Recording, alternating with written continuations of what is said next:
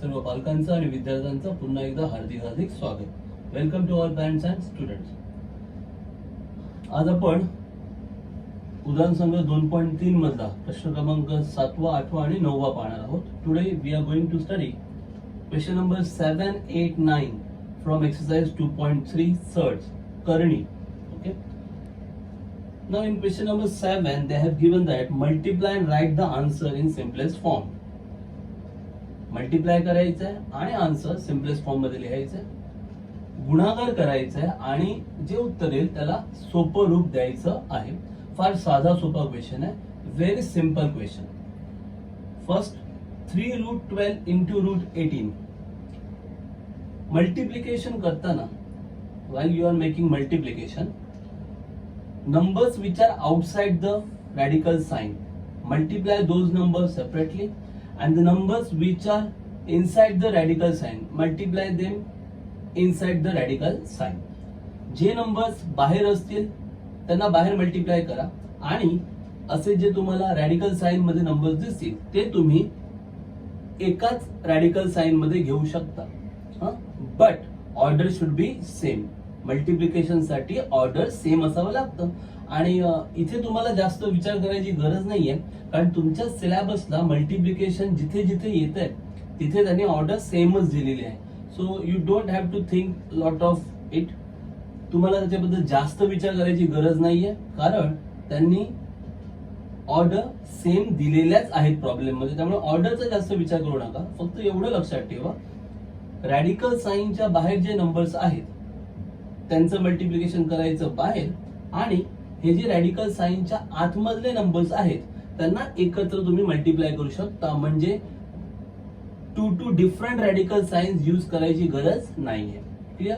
So 3 as it is ठेवलं तुम्ही. Okay. Keep it as it is. √12 √18 in only 1 square root sign. एकच square root sign use केलं आणि आतमध्ये काय दिलं 12 इंटू 18. तर 12 इंटू 18 जर मल्टिप्लाय केलं तर काय येतं 216. ओके. सो आता हे इथे ऍक्च्युअली मल्टिप्लिकेशन संपलंय. Multiplication is over now. But simplest form म्हटलंय ना. सिम्पलेस्ट फॉर्म करायचं मग काय करायचं you have to make factors of 216. 216 चे फॅक्टर्स करायचे. फॅक्टर्स म्हणजे काय तर 2 नंबर्स तयार करावे लागतील. त्या 2 नंबर्सचं मल्टिप्लिकेशन एवढं आलं पाहिजे 216. पण कोणतेही 2 नंबर्स घेणार का म्हणजे जसं आपण पाहिलंय 2 इंटू जर केलं मी तर 216 हवंय. मग 2 इंटू 108 यांचं मल्टिप्लिकेशन 216 येतं. पण हे मी फॅक्टर्स घेऊ शकतो का नाही. बाय बिकॉज 2 चं स्क्वेअर रूट मिळत नाही आणि 108 चं पण मिळत नाही. So this is not allowed. So I cannot take this 2 factors 2 into 108. आणि मला वाटतं we have studied in earlier videos. आधीच्या व्हिडिओज मध्ये आपण स्टडी केलंय की कसे फॅक्टर्स कन्सिडर करायचे असतात. 3 ने जर मी त्यांना डिवाइड केलं तर 3 ने 216 ला डिवाइड केलं तर समथिंग असं येईल 3 इंटू 7 3 7 21 आणि 3 2 6 3 इंटू 72. पण पुन्हा एकदा 3 चं स्क्वेअर रूट मिळतं का नाही. 72 चं मिळतं का नाही. सो 3 इंटू 72 पण चालणार नाही. ओके. मग असंच करत करत आपण जर 4 ने केलं याला डिवाइड तर असं होईल 4 इंटू 4 ने जर आपण 216 ला डिवाइड करून पाहिलं तर काय होईल 4 5 20 उरला 1 16. So 4 4 16 4 into 54. हिअर 4 चं स्क्वेअर रूट मिळत आहे बरोबर आहे.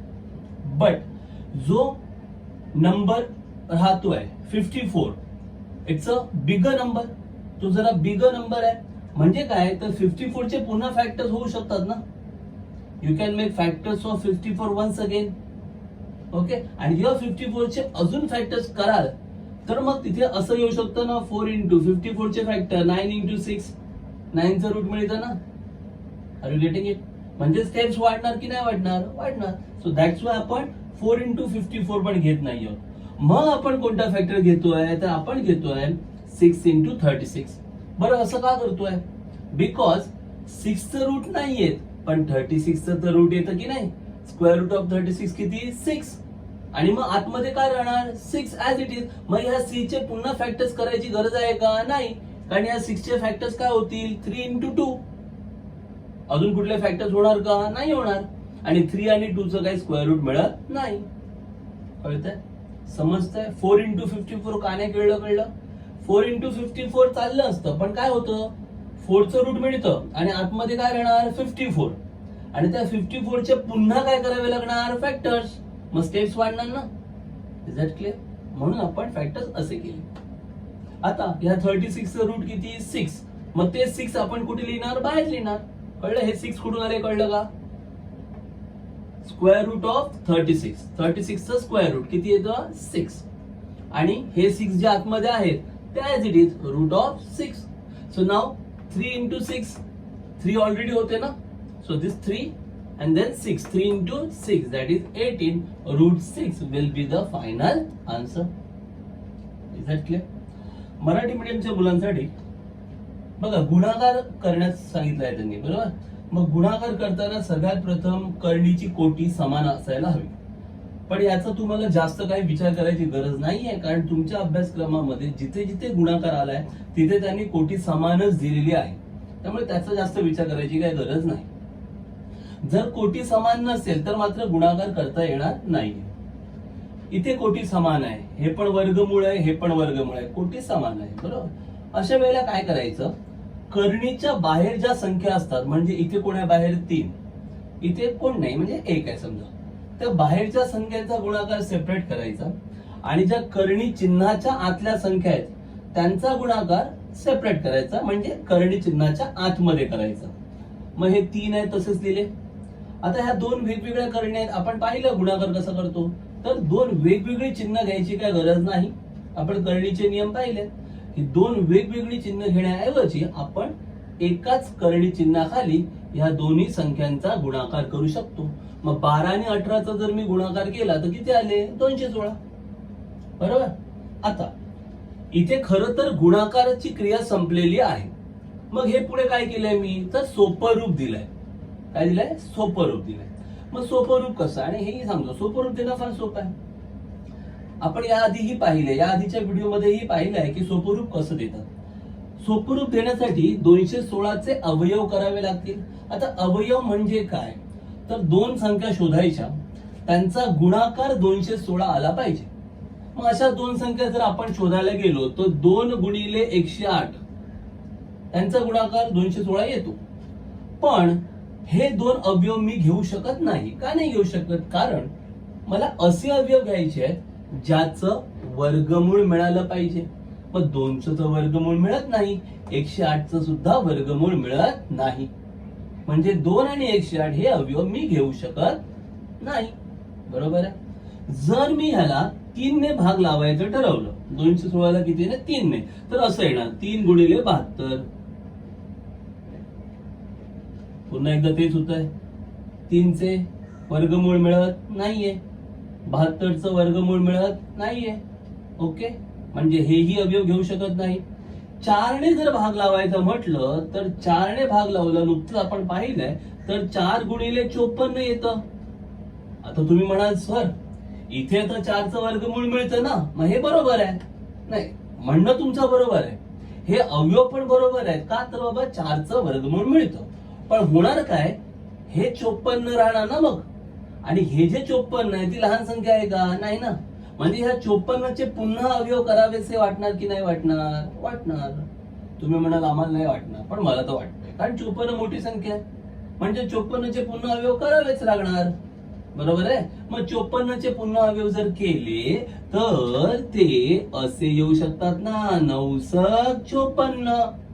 असेच का, कारण 9चं वर्गमूळ मिळतं. म्हणजे पुन्हा स्टेप वाढल्या की नाही, वाढल्या.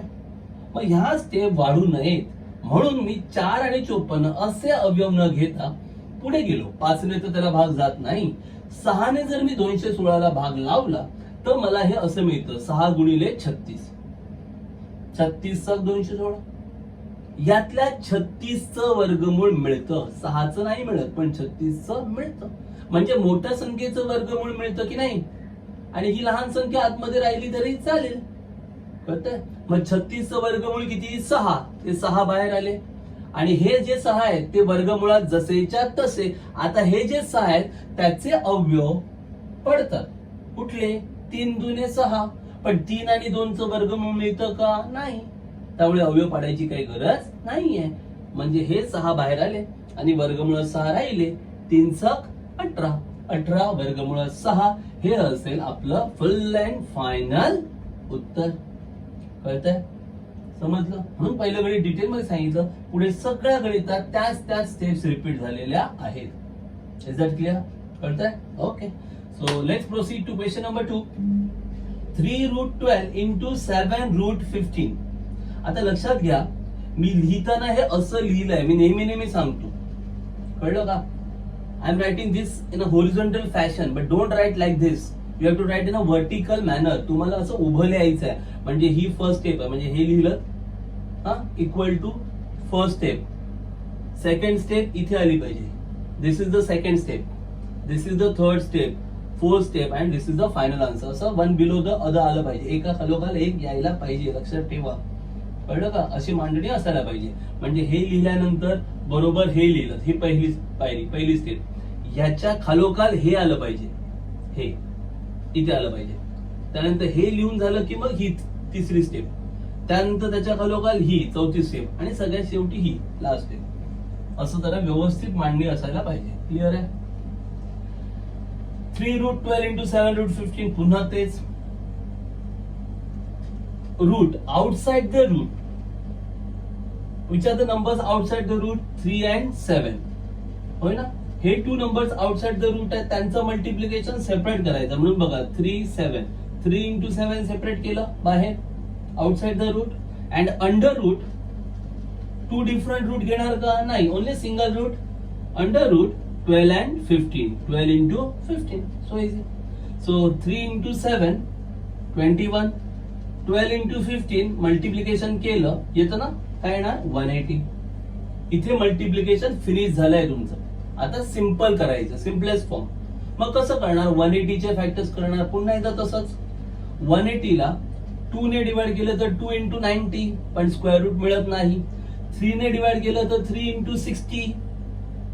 3 चं स्क्वेअर रूट मिळत नाही. 60 त्याचंही स्क्वेअर रूट मिळत नाही. 4 ने डिवाइड केलं तर 4 into 45 येतं. हो, 4 चं स्क्वेअर रूट मिळतं, बट व्हॉट अबाउट 45? मग 45 चं पुन्हा रूट फॅक्टर्स करावे लागणार ना. Again you will get factors of 45. 45 चे फॅक्टर्स काय मिळणार? 9 into 5. 9 5 are 45. Is that clear? कारण या 9 चे पुन्हा रूट मिळतं की नाही मिळत? मिळतं. Is that clear? That's why me 4 use केलेलं नाहीये फॅक्टर मध्ये. मग स्ट्रेटअवे मी कुठे गेलो? 5 वर गेलो.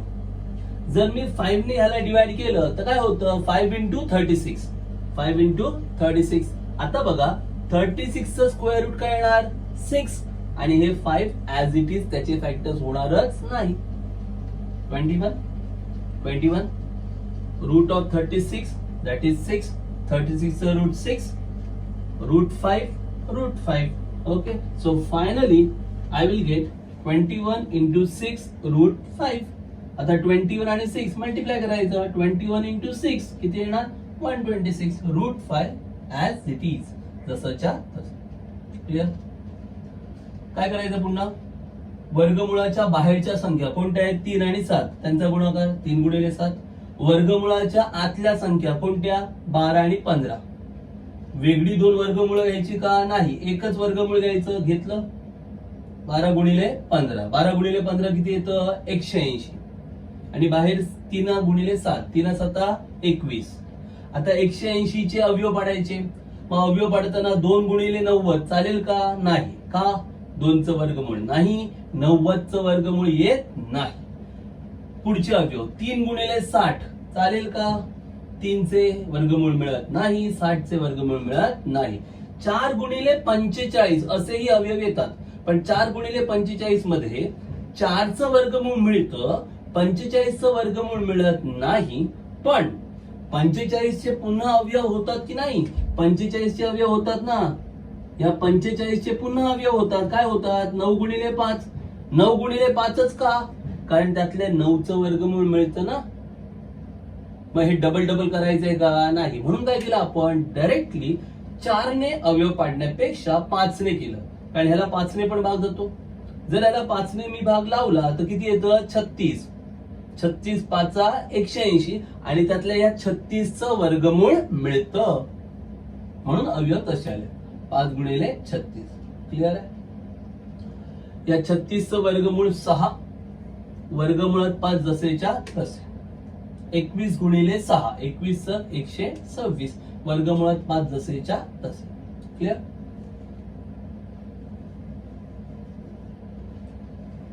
नेक्स्ट वन बघितलं तरी कळेल. 3 as it is √8 √5 under single sign, एकाच साइनच्या आतमध्ये येणार. 8 5 जा 40. नाउ 40 चे फॅक्टर्स फार इझी आहे. 4 × 10. आता तुम्ही म्हणाल 10 चे पुन्हा फॅक्टर्स का नाही केले? का? कारण 10 चे पुन्हा फॅक्टर्स केले तर काय होणार? 2 × 5. मग 2 × 5 मध्ये रूट येतं का कोणाचं? नाही येत. त्यामुळे 10 चे काय पुन्हा फॅक्टर्स करायची गरज नाहीये.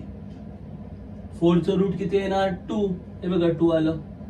Under √10 as it is. इथे 3 × 2 किती येणार? 6. So 6 √10 will be the final answer. 3 जसे तसे. एकाच वर्गमुळात काय घ्यायचं?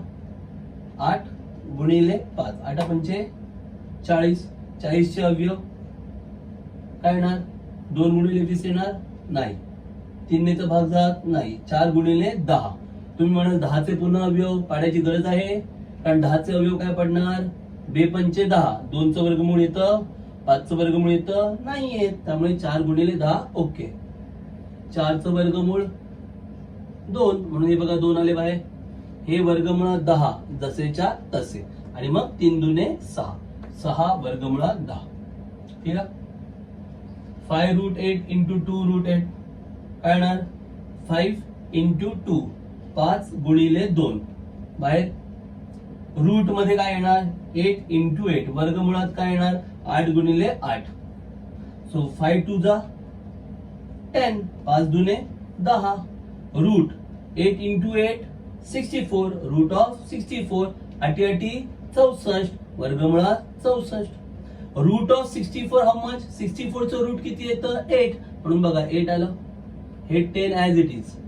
आणि रूट ऑफ 64 किती? 8. 64 चं वर्गमूळ 8, म्हणून 8 आलं. आणि हे 10 जसेच्या तसे. 10 × 8 80. 10 8 80.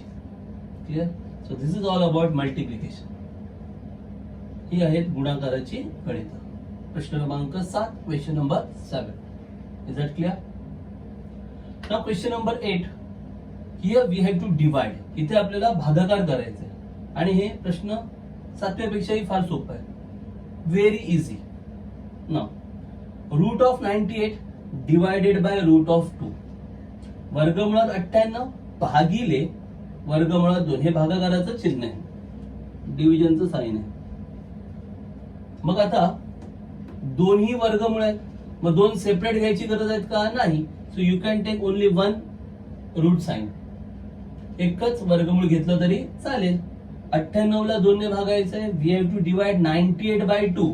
So 98 divided by 2. 98 भागिले 2.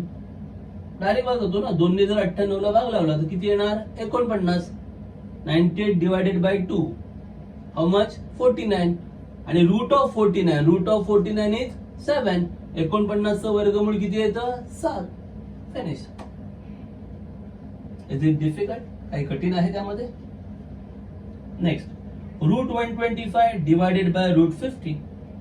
Single root 125/50. वर्गमुळात 125 भागिले वर्गमुळात 50. एकच वर्गमूळ घ्यायचं. 125 भागिले 50. आता दोघांनाही 25 ने भाग जातो ना. Both numbers are divisible by 25. So 125 is nothing but 25 × 5 125 and 50 is nothing but 25 × 2. 125 म्हणजे 25 गुणिले 5. 25 पाचा 125. आणि 50 म्हणजे 25 गुणिले 2. 25 दुने 50. 25 विल गेट कॅन्सल. 25 काय होणार? कॅन्सल. मग काय राहणार? 5/2. Root of 5/2. वर्गमुळात 5/2. काय कठीण? सेम आहे. आता थर्ड प्रॉब्लेम मी केलेला नाहीये, थर्ड तुमच्यासाठी आहे as a homework. Okay, so you have to solve third problem as a homework. तिसरं गणित तुम्ही घरच्या अभ्यासात करायचंय. Fourth one, root of 310 divided by 5. Once again, root 310 upon 5. 310 nothing but याला 5 ने डिवाइड करू शकतो ना, काय येणार 5 into 62. 5 5 will get cancel. Root 62 will be the full and final answer. है ना, 310 याला जर 5 ने भाग लावला तर असं येणार ना, 5 गुणिले 62. 5 5 काय होणार, कॅन्सल. काय राहणार, वर्गमुळात 62. Clear. Question number 7, question number 8 finish. Any doubts? काही प्रश्न, काही डाउट्स आहेत का? Okay, so let's proceed to important question and that is question number 9. प्रश्न क्रमांक 9 कडे जाऊया. फार महत्वाचा प्रश्न आहे आणि फार सोपा प्रश्न. Rationalise the denominator. परीक्षेला गणित असतात. They might ask problems based on this question in your exam. Rationalise the denominator. छेदाचे परिमेयीकरण करा असं ते म्हणतात.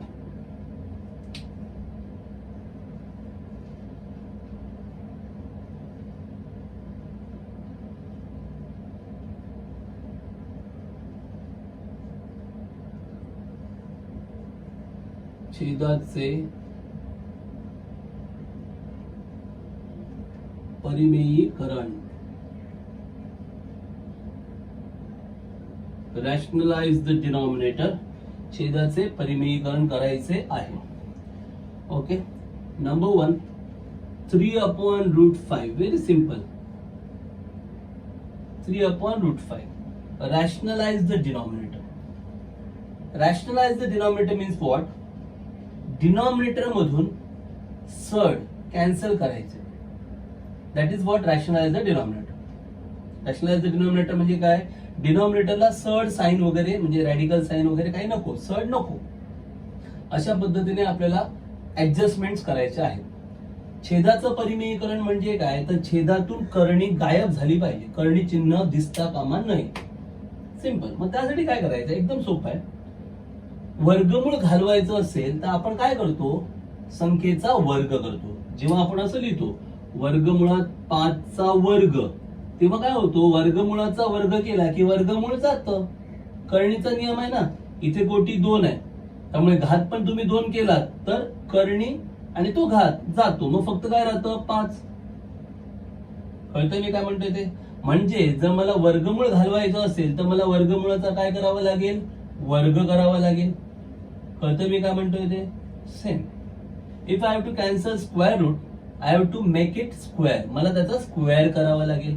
आता तुम्हाला माहिती आहे कुठलाही नंबरचा स्क्वेअर कसा होतो? √5 जर स्क्वेअर करायचा असेल तर मला काय करावं लागेल? √5 into √5 ना. √5 square is nothing but √5 into √5. म्हणजे काय होईल? √5 चा स्क्वेअर.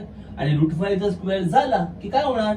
रूट आणि स्क्वेअर कॅन्सल होणार. काय राहणार? फक्त 5. मग इथे कुठे तुम्हाला सड दिसतंय? रॅडिकल साइन दिसतंय? नाही. That is all about rationalise the denominator. म्हणजे डिनॉमिनेटरला रॅडिकल साइन ठेवायचा नाहीये.